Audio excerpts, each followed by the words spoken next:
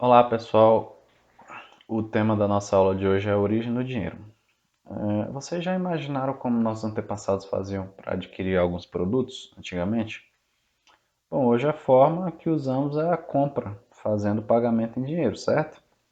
Mas nem sempre o dinheiro existia. Como é que era esse pagamento? Bom, vamos lá.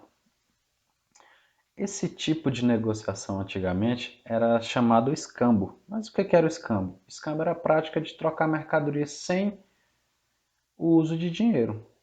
Como assim? Olha, se você precisava de um produto, mas você tinha um outro produto, você fazia a troca desse produto com esse outro produto de uma outra pessoa. Então a forma de se adquirir algo era fazendo trocas. Exemplo, um produtor que plantava feijão, mas além do feijão ele precisava de milho, então ele ia a uma feira de escambo e realizava a troca do feijão com o milho de um outro agricultor. Essa prática era chamada de escambo. Mas não era apenas a troca de produto por produto que se caracterizava o escambo. O escambo também era caracterizado pela troca de mão de obra por algum outro produto. Bom, um problema que fez com que o escambo fosse perdendo a força era a grande possibilidade de sempre existir um desequilíbrio nas negociações. Exemplo, um comerciante mais esperto, sabendo da necessidade de um outro comerciante por certo item, poderia muito bem assegurar uma troca extremamente desigual, explorando o grande desejo ou interesse do seu cliente. Bom, com esse problema, cada civilização começou a adotar formas de dar valor a mercadorias baseado em elementos que tinham algum significado importante para aquele povo. Exemplo, na China passaram a usar o bambu como moeda de troca, no Egito começavam a usar argolas, na Arábia usavam fios. Com a descoberta dos metais preciosos, ouro, prata, cobre, ficou comprovado que utilizá-los como material de troca era era a melhor forma de se estabelecer um sistema monetário. Inicialmente eram usados em forma de linguetas ou de barras, esse metal precioso, dependendo de cada povo, mas ao longo do tempo foram ganhando formas e inscrições. Quer dizer o que? Cada barra, cada peça que eles produziam tinha um formato e também tinha um número escrito nele para representar o valor que ele tinha. Bom, aí já no século VII a.C., começou a surgir as primeiras moedas de ouro e prata, tudo feito manual mesmo, bem rudimentar. Algo que refletia bastante a mentalidade e cultura dos povos. Mas você acha que nessa época não existia assaltos? Bom, existia. Antes dessas moedas que estavam criando com metais preciosos, eles roubavam colheitas, animais e aí por diante. Mas agora você vê, se alguém roubava um boi de uma fazenda, digamos assim, era uma coisa um pouco difícil, porque o boi é pesado, aquele animal difícil de locomoção. Mas agora, se você conseguisse transportar o valor desse animal em um único pacotinho com ouro, digamos assim. Não era mais fácil? Sim. Então aí já começou a ter um problema, porque, bom, se eles roubavam colheitas e animais, o que você acha que aconteceu quando conseguiam colocar uma colheita toda e um rebanho todo de animais dentro de um pacotinho com ouro? Ficou bem mais fácil para os saqueadores, correto? Então o que acontece? Nesse momento, os templos eles não eram utilizados apenas pelos adoradores dos seus deuses para adorar os seus deuses, mas também como um lugar para guardar os seus produtos, os seus bens. Por quê? Porque os templos antigamente, em geral, eles eram muito respeitados. Então, até pelos próprios saqueadores eram respeitados. Então, o que acontece? Dessa forma, os comerciantes e produtores solicitavam que os sacerdotes guardassem suas riquezas nos templos como um tipo de esconderijo seguro que não fossem roubados. Para controle dos sacerdotes, eles entregavam à pessoa que guardava suas riquezas lá um tipo de bilhete com anotações sobre a quantidade de produtos que deixou e tudo mais. Bom, os sacerdotes não cobravam nada para guardar esses produtos, mas o que acontece? Quando alguém pedia para um sacerdote guardar o produto, Uma outra pessoa que precisava, digamos assim, essa pessoa pediu para o sacerdote guardar sacas de feijão.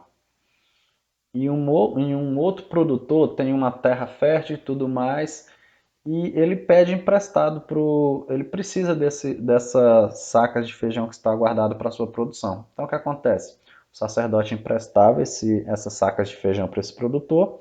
Em compensação, quando esse produtor tivesse a sua colheita, ele devolvia aquele produto com certo acréscimo, certo? Aí que começava a ideia de bancos, que é o que? Empréstimo a juros. Só que nessa ideia bem aqui não era um valor obrigatório que o produtor fazia para ele. Ele só entregava o que era obrigatório, era devolver o que ele tinha pego. Só que como gratidão ele dava um valor a mais. Bom, essa prática de guardar bens e metais preciosos em templos ficou cada vez mais comum e se expandiu bastante na Idade Média, ao ponto de ficar insustentável para os sacerdotes. Então foi a vez que os ourives executaram essa função. Bom, os ourives eram pessoas que trabalhavam o ouro e outros metais preciosos para produzir joias e adornos. Bom, a partir daí, eles se encarregavam de trocar, emprestar e cuidar do dinheiro do povo. Que aí, no caso, essa ideia de guardar grãos, guardar cereais e tal, não existia mais. Aí a ideia era o quê? Guardar metais preciosos, certo? E também o dinheiro, né? Que o dinheiro já estava começando a ser produzido e tal, com esses próprios metais preciosos. Então tá. Na maioria das vezes, esses ourives eram homens de confiança, eram homens honrados da sociedade, que possuíam cofres que guardavam esses bens de alguns clientes e o emprestava a outras pessoas. Só que nessa situação não era igual os sacerdotes, que só emprestavam. Eles aqui emprestavam, mas já cobravam por esse serviço. A mesma prática que os sacerdotes faziam, só que obrigando com que quem pegava esse dinheiro emprestasse devolvesse algo mais. Que aí no caso já era os juros mesmo, certo? Bom, os ourives entregavam recibos às pessoas com anotações da quantidade de dinheiro que elas lhe davam para guardar. Então, acontece que para ganhar tempo, muitas daquelas pessoas que pedia para o ourives guardar o dinheiro, quando precisava do dinheiro, ela não ia lá, devolvia o recibo e pegava aquele dinheiro novamente. Não, porque aquele dinheiro ali, aquele dinheiro que era um metal precioso, aquelas moedas de ouro que valiam muito mesmo, elas acabavam ficando guardadas no banco. E esses recibos que os ourives passavam para as pessoas acabou que começou a ser chamado e acabou que começou a ser usado como dinheiro. Então aí que surgiu a ideia do dinheiro de hoje, que é o quê? Essas notas de reais que nós temos aqui, o dólar e tudo mais, são nada mais nada menos que um dinheiro que não tem valor nenhum, não tem utilidade nenhuma, é apenas um valor simbólico que a sociedade adota como valor monetário para poder circular a economia, para poder girar a economia. Então, com esse negócio de guardar, emprestar dinheiro e dar recibos, os ourives se tornaram os primeiros banqueiros e suas oficinas começaram a ser chamadas de bancos. Tá, então aí que começou a surgir os bancos mesmo, né? Então tá, o surgimento dos bancos. Com o surgimento dos bancos, essas instituições assumiram para si a função de emitir as moedas de papel. Então o que acontece? Os bancos tinham os metais preciosos ali e quem entregava aqueles metais preciosos recebiam o quê? Esse dinheiro de papel. Que se a gente for analisar, esse dinheiro não vale nada hoje. Se você pegar uma nota de 100 reais, uma nota de 100 reais, o que você pode fazer com ela? Essa nota dá para você fazer uma joia com ela? Não, não dá. Mas para a sociedade brasileira, aquela nota de 100 reais ela tem um valor monetário, certo? Então tá. Com o surgimento dos bancos, as instituições assumiram para si a função de emitir as moedas de papel, que foram chamadas também de bilhetes de banco. No Brasil, os primeiros recibos foram emitidos pelo Banco do Brasil em 1810 e tinham seu valor preenchido à mão, como feito nos cheques, nos dias de hoje, né? Então tá.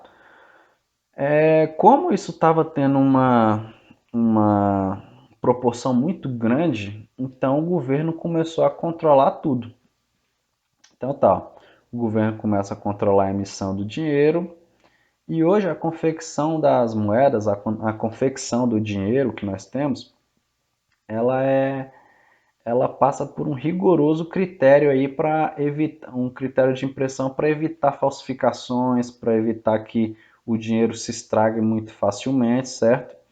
E as principais unidades monetárias hoje em dia usam a base centesimal. Quer dizer o que? Olha, para cada unidade real, no caso aqui onde nós temos um real, ela para cada real ela tem o que? 100 partezinhas que correspondem ao quê? Cada partezinha dessa ali corresponde a um centavo.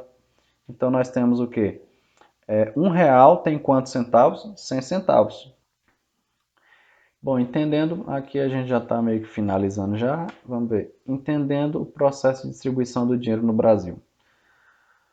Bom, aqui no Brasil, a Casa da Moeda, instituição brasileira responsável pela impressão do dinheiro, foi criada em 1694 por Pedro II, rei de Portugal, para atender à demanda de fabricação de moedas no Brasil colônia. Além do dinheiro, a estatal produz hoje outros produtos de segurança, como passaportes, com chips e selos fiscais. No entanto, a fabricação de cédulas é regulada pelo Ministério da Economia por meio do Banco Central, visto que a quantidade de dinheiro em circulação dentro de um país deve ter como base a quantidade de serviços e produtos oferecidos pela economia nacional. Por esse motivo, um país não pode tentar contornar uma crise colocando mais dinheiro em circulação. Se isso acontece, o mercado tende a aumentar o preço das mercadorias, gerando inflação. Resumindo, se, exemplo, hoje nós estamos tendo uma pandemia, tá, o, a forma que no caso o Banco Central aí administra isso tudo aí, se está tendo uma crise, o povo está sem trabalhar, então o que a gente vai fazer? Não, vamos produzir dinheiro e vamos entregar para o povo. Tá, só que aí não pode, porque se produzir muito dinheiro, e só produzir dinheiro e não ter serviços e nem produtos, o que acontece? Vai ter muito dinheiro, vai ter um valor muito grande na sociedade e vai ter pouco produto. Então quer dizer o quê? Se tem muito dinheiro e pouco produto, o que, que acontece? O povo vai querer todo comprar o produto. Então a tendência é o valor das mercadorias subirem e cada vez mais o valor da moeda e cada vez mais a moeda ficar desvalorizada. Então aí que é chamada inflação. Quando se tem muito dinheiro e pouco produto, esse produto fica com um valor muito grande e a moeda se desvaloriza, certo? Então tá, dessa maneira a fabricação de cédulas deve-se principalmente à substituição de notas velhas, e não para aumentar a quantidade de dinheiro em circulação dentro do país. Mesmo assim, a tiragem anual de moedas impressiona. Em 2013, foram 3,1 bilhões de cédulas e 2,3 bilhões de moedas produzidas. Quer dizer o que? Isso aqui é basicamente, não é que foi produzido para aumentar a quantidade de dinheiro no país, não. É porque foi substituído, porque, exemplo, a nota de papel, ela vai desgastando muito rápido. E quando vai desgastando, ela tem que ser substituída. Então, essa quantidade de notas produzidas aí é dada a partir disso. E o sistema monetário brasileiro? Vários foram os nomes dados às moedas brasileiras, como réis, cruzeiro, cruzeiro novo, cruzado, cruzado novo, cruzeiro real. E em 1994, foi implantada a atual moeda, que é o real. Até então, a economia se solidificou de uma forma que, mesmo com essa crise que está tendo agora, da pandemia, que se você for ver, $1 corresponde a R$ 5, mesmo assim ainda é uma moeda muito forte. Perfeito? Então, basicamente é isso. Espero que vocês tenham entendido a mensagem que eu passei e tchau!